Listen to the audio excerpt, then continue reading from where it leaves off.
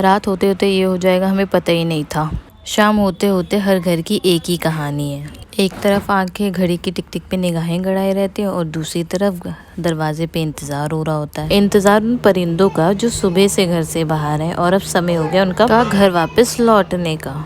पता है पहले इस इंतज़ार की मैं एक अकेली मेंबर थी, पर अब इसमें एक और मेंबर जुड़ गया और वो है मेरा प्यारा सा बेटा। तो बस शाम हम दोनों माँ बेटे की कुछ ऐसे ही निकलती है इंतज़ार में। जैसे ही इंतज़ार ख़त्म होता है हमारे दो घर के परिंदे घर के अंदर होते हैं, जो है एक मेरी मम्मी और दूसरे हैं लड्डू के पापा। और फिर शुरू हो जाता है इनकी सेवा का कार्यक्रम। और चाहे दिल्ली का तापमान जितना मर्जी बढ़ जाए, हमारे घर में चाय पीनी बंद नहीं हो सकती। एसी में बैठ के चाय ज़रूर पियेंगे हम लोग। तो बस इस चाय पानी की सेवा का आनंद लेने के बाद मेरी मम्मी की पूजा शुरू हो जाती है, क्योंकि उनका फास्ट था आज।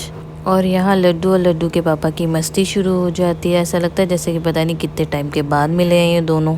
तो बस इसी दौड़ा भागी में इंतज़ार करते करते, सेवा पानी करते करते रात हो जाती है। और ये मैं मम्मी के लिए चिप्स तल रही थी, मम्मी आरती गा रही थी, तो मैं उस पर डांस कर रही थी थोड़ा सा। फिर मैंने अपने नाच गाने को विराम दिया। उसके बाद मम्मी ने अपना व्रत खोला और फिर मैंने भी आलू के पराठे रात को खाए और सो गए हम।